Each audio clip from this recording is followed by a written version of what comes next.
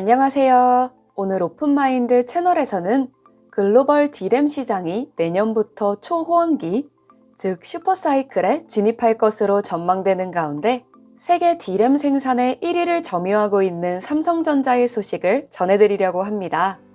극자회선 EUV 공정을 도입한 차세대 D램이 향후 반도체 시장의 판도를 바꿀 것으로 예상하고 있습니다. 시스템 반도체 공정에 활용하던 첨단 EUV 기술이 메모리 반도체까지 확대 적용되고 이는 D램 생산성 향상 경쟁은 물론 EUV 노광 장비의 확보 전쟁도 가속화할 것이라는 전망이 뒤따르고 있습니다.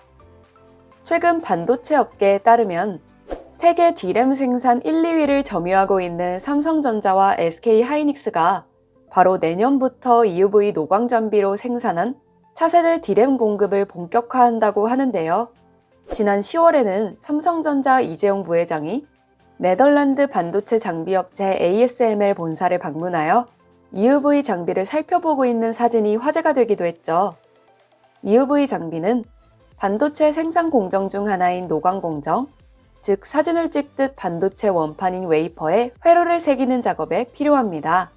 회로를 새길 때 빛을 이용하는데 파장이 기존 장비의 14분의 1 수준인 13.5나노미터의 극자회선을 씁니다.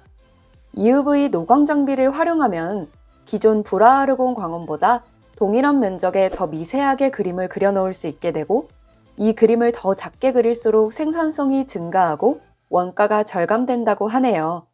원래 EUV 공정은 파운드리에서 쓰이는데 고성능 D램 생산을 위해서는 칩 크기를 줄여 집적도를 높여야 합니다. 하지만 기존 방식으로는 한계가 오기 시작하면서 EUV 기술 도입을 추진하는 것입니다. 이 분야에서 가장 앞서가는 곳은 삼성전자입니다. 삼성전자는 파운드리에서 갈고 닦은 EUV 미세 공정 기술력을 메모리 반도체까지 확대해 초격차를 이어간다는 전략으로 도입을 서두르고 있다고 하네요. 삼성전자는 이미 지난 3월 1세대 10나노급 DDR4에 EUV 공정을 시범 적용해 고객 평가까지 마치며 도입을 서두르고 있습니다. 내년 하반기 선보일 차세대 D램 DDR5와 모바일용 LPDDR5부터 적용해 바로 경기도 평택 2라인에서 본격 양산될 예정입니다. 이 D램은 기존 제품보다 속도가 1.8배가량 빠른 4세대 10나노급으로 EUV 장비를 쓰면 기존 DDR4보다 12인치 웨이퍼당 생산성을 무려 2배로 높일 수 있다고 합니다. 이로 인해 업계에서는 내년부터 2년간 D램 가격이 급등하는 슈퍼사이클이 재차 도래할 것으로 보고 있습니다.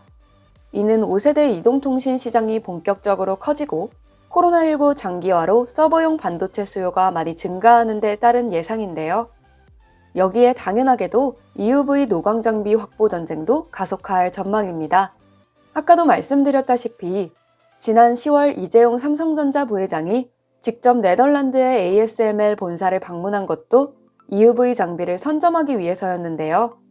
ASML은 반도체 업계에서 슈퍼 을로통하는 기업으로 장비를 납품하는 업체지만 독점적인 EUV 장비에 한정된 수로 반도체 생산업체들이 눈치를 볼 수밖에 없습니다.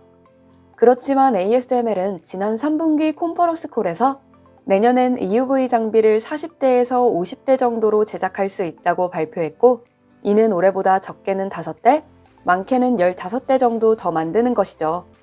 다행히도 앞으로 EUV 장비 연간 제작 대수는 계속 증가할 전망인데 ASML과 EUV 장비 부품업체들의 기술력이 함께 성장하고 있기 때문입니다. 반도체 시장에서 쉼없이 달려가고 있는 삼성전자는 2017년 평택 1라인에서 D램 양산을 시작해 반도체 슈퍼사이클에 올라탈 수 있었고 지난 3분기 동안 반도체 부문에서 매출 18조 8천억 원, 영업이익 5조 5,400억 원을 기록했습니다. 전년 대비 매출은 6.9% 증가했고 영업이익은 81.6% 대폭 성장하여 반도체 부문에서 슈퍼 호황이 이어지던 2018년 4분기에 7조 7,700억 원을 기록한 이후 최대 실적을 거뒀다고 합니다. 그리고 파운드리 사업은 역대 최대 매출을 기록했습니다. 또한 바로 내년부터 EUV 노광 장비로 생산한 차세대 D램 공급을 본격화하며 경기도 평택 공장을 6기까지 건설할 예정인 삼성전자는 평택과 삼성전자를 품고 있는 고덕 신도시에 어떠한 좋은 영향을 끼칠지 기대가 되네요. 지금도 높은 청약률과 뜨거운 관심 속에 진행되고 있는 고덕 국제 신도시의 개발과 삼성반도체의 성장을 계속해서 집중해 주시고 관심을 가져주시면 좋을 것 같습니다. 앞으로도 오픈마인드 채널에서는 부동산과 토지, 그리고 기업에 관련된 여러 가지 소식들을 정확하고 알기 쉽게 전달해 드리도록 하겠습니다. 오늘은 여기까지입니다. 감사합니다.